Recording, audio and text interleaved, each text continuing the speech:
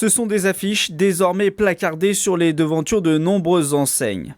Comme partout en France, les restaurants, cafés et autres salles de sport ont leur rideau baissé à Saint-Quentin en Yvelines.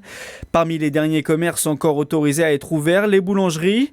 La queue pour acheter du pain s'y fait entre angoisse et sérénité. D'habitude, on n'achète qu'une baguette. Le boulanger s'est étonné, enfin pas complètement, mais il est habitué à ce qu'on prenne une baguette à chaque fois. Et puis là, on en fait un peu plus de courses, même si on n'essaye pas de valiser les magasins parce qu'il en faut pour tout le monde. En 83 ans, j'ai quand même vu la guerre, j'ai quand même vu pas mal de choses. Donc je prends les choses comme elles viennent.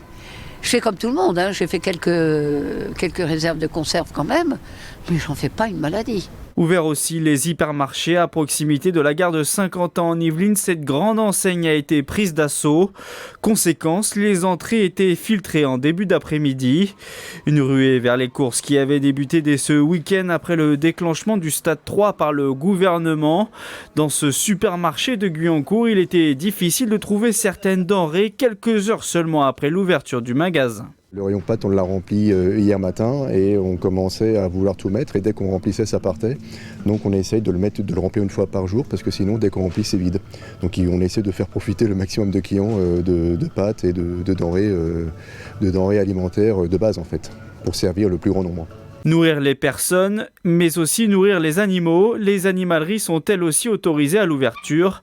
À Coignères, les propriétaires de chiens, chats ou encore lapins étaient nombreux ce matin à faire quelques réserves dans la perspective de nouvelles annonces gouvernementales. Mon lapin mange qu'une sorte de foin qui refuse l'alimentation en grande surface. Donc du coup, je viens faire des provisions pour lui puisqu'on ne sait pas où on va, on ne sait pas pour combien de temps. La petite commençait à manquer un petit peu de nourriture, donc comme nous risquons effectivement un confinement, on s'est dit que ça pouvait être intéressant de restocker un tout petit peu, enfin restocker c'est beaucoup dire. Mis à part les commerces alimentaires, la totalité des magasins a été fermée dans l'agglomération de Saint-Quentin en Yvelines aujourd'hui, donnant des impressions de presque fin du monde. Ce parking d'ordinaire bondé est à peine rempli au tiers aujourd'hui. Des restrictions qui ne sont pas sans impact sur la vie économique du territoire.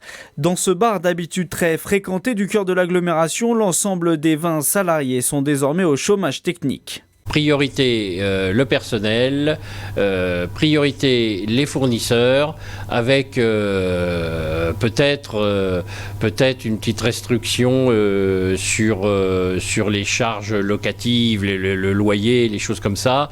On a besoin de trésorerie. Il se trouve que le bistrot du théâtre existe depuis 25 ans.